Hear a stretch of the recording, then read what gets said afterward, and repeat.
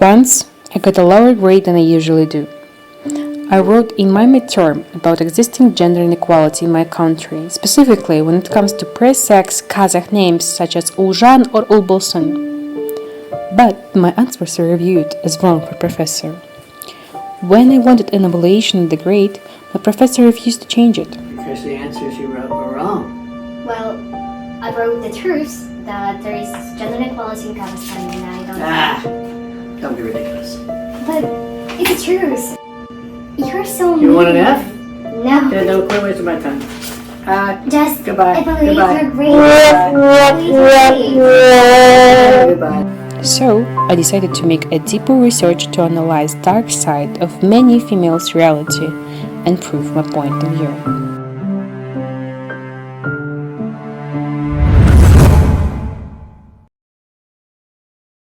According to Kazakh 2023, many parents prefer saving their sons at the expense of their daughters, and consequently, more boys survived the famine than girls, due to viewing sons as essential for continuing family lineage and preserving tribal identity.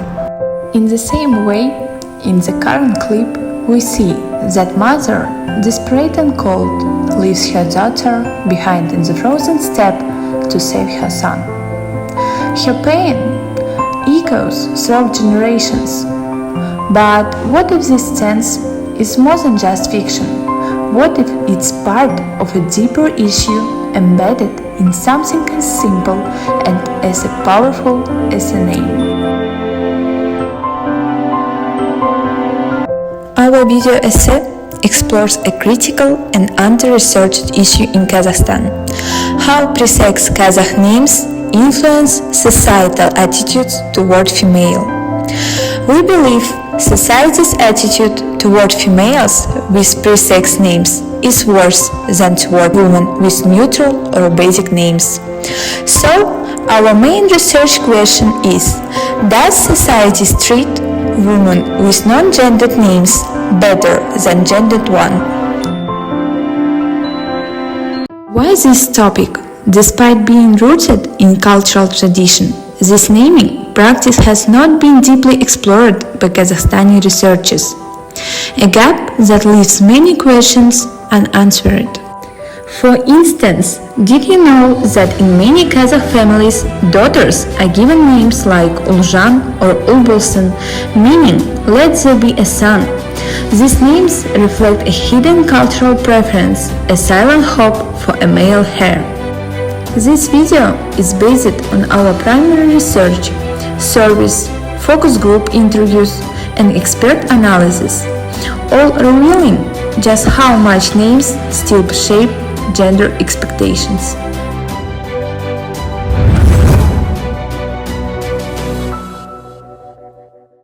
To begin, we examined how people respond to pre-sex names today. Our focus group presented unexpected insights. One of them is that women with such names today recognized as subjects to mockery or unsolicited sympathy. Если вы даете ребенку казахское имя, это прекрасная идея, я считаю, что в принципе это правильно, но делайте так, чтобы ваш ребенок, девочка ваша, которая не стеснялась своего казахского имени. Я не скажу, что все традиции направлены на угнетение женщин, но есть такая сторона наших традиций, которая может не уважать женщин, и это часть моей идентичности как казахской женщины. Кстати, после меня мальчик родился все-таки. Салям, меня атым Улдана. Всем привет, меня зовут Улболсун. Салям, Баршалска, меня атым Упан. Всем здравствуйте, меня зовут Улжылгаз. Менің атымды менің атам қойды. Атам біздің отбасымызда тек ұлдар болған қалады, алайда біздің отбасымызда көп қыз болғандықтан мен атымды Улдана деп қоюды шештім. Мое имя, в принципе, олицетворяет то, что мои родители, в частности, отец хотел, чтобы его ребенок болсын. Менің атымды әкем қойған, 5 қыздан кейін ұл туылсын деп, бірақ ұл туылған жоқ, содан кейін мені Улпан деп қойды. У моих родителей уже было 4 дочери, и они мечтали о сыне, и они, когда узнали, что пятым ребенком снова будет девочка, у них был план, родить еще одного ребенка, и надежда была какая-то, что это окажется все-таки мальчик, поэтому они, рандап, дали мне такое имя.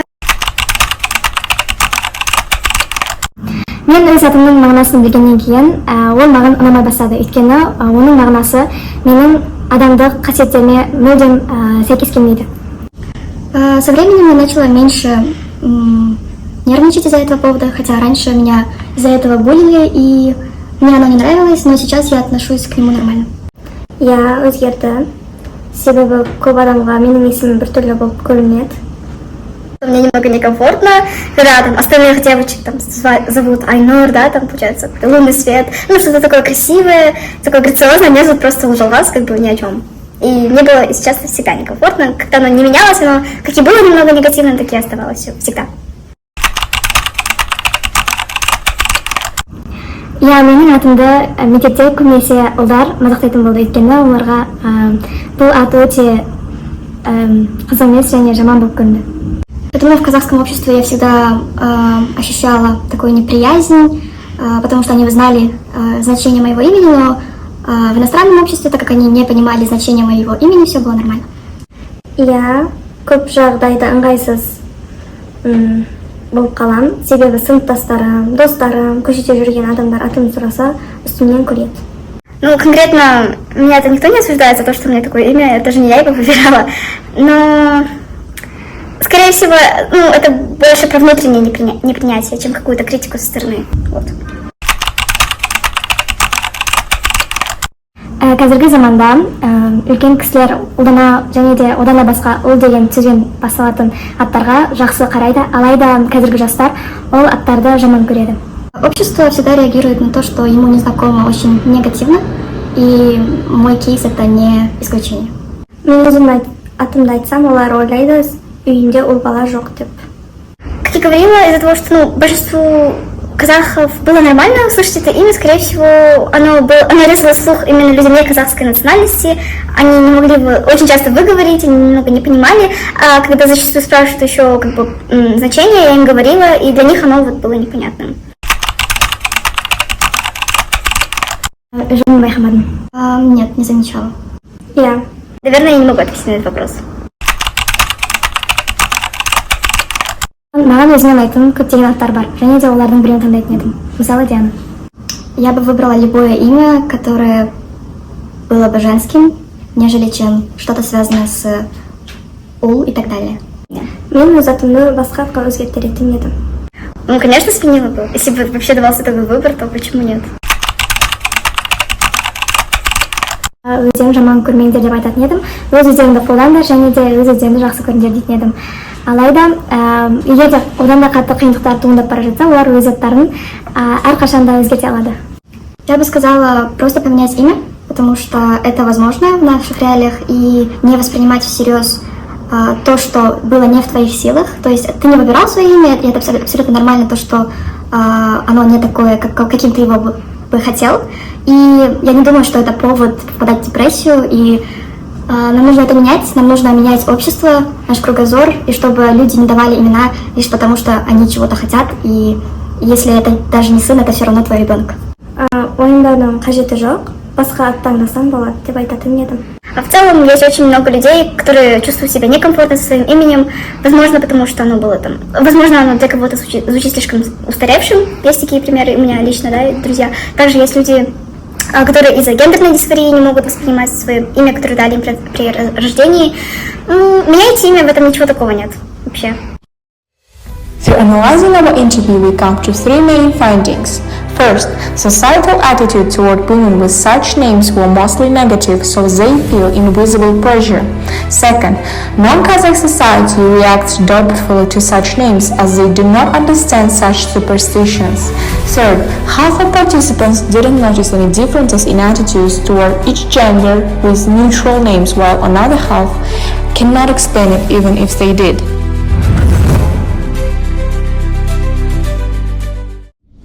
As already mentioned in the first argument, boys were perceived as future heads of the family and protectors of the clan and bearers of the family name. Thus, according to Agabekova 2024, the word relaxing "ov" in their names can symbolize the family's desire to have son in their family. Our second argument focuses on how names can reflect in different life expectation, boys and girls, even from birth. Let's talk about the survey. 70% of respondents are aware and heard about gender motivation when choosing a name in Kazakh culture. This showed that the culture had a long-maintained preference for sons as heirs of the family, and girls' names, especially with the prefix ul, were used not for their individuality, but also as a symbol of hope for a future son. Our survey shows that 90% of our participants believe that the girls with the prefix ul in their name have no place in society. They were named so that the next boy will be born. We also find that women with such names are 60% more likely to feel that their personal achievements are undervalued by family members, and they want to change names to avoid being bullied. Meanwhile, women with pure-sex names said that they often felt awkward in society, be it at school or among friends. As all respondents shared, they were bullied because of their name. Many of their peers said they were unwanted children and their parents wanted sons, not daughters. These responses highlight that names are not just labels, they are scripts for life, scripts that guide, limit and shape the individual from childhood to adulthood.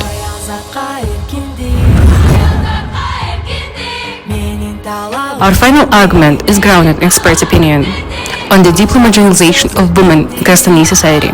But it's important to mention that despite the active work of the Institute of the Equal Rights and Opportunities of Kazakhstan, actively helps female victims of domestic violence and conducts research on gender equality issues according to Duhan 2024, the very reason of the very existence of this institute and its active work is only the recognition that in Kazakhstan, as in most countries of the world, there's hateness towards women. We interviewed Kamila Toyakbayeva, a national trainer at YPIR and Youth Advisory Board at the United Nations. Her perspective was clear. Такие имена просто зеркалят положение женщин в целом в обществе и отражают то, насколько мужчинам в этом обществе удобнее, легче, проще, комфортнее жить, находиться, расти. Потому что фактически тебя зовут словом, которое говорит о том, что тебя не хотели, а хотели, чтобы была не ты, а был мальчик.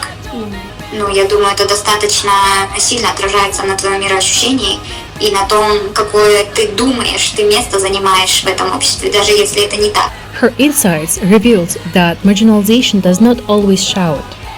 It whispers through language, rituals, and names that persist unchallenged.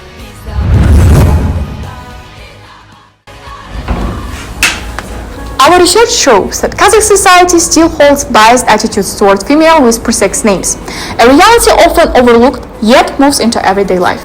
Research helped to come to these findings. Firstly, women with pre-sex names are viewed more negatively and feel less valued, so we already proved our hypothesis and answered to our research question. Secondly, naming customs serve as silent vehicles of gender inequality. As Kazakhstan moves forward in promoting gender equality, we must ask, should the government consider guidelines or reforms regarding pre-sex naming practice? Could this be a part of broader law on symbolic gender discrimination? And we already have our answer. Yes. A name is the first story told about us. Let it not be one of absence, but of identity. So, you see, I'll prove my point, and I think that I earned a better grade for this.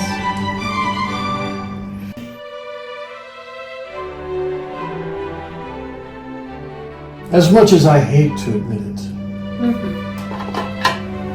you're right.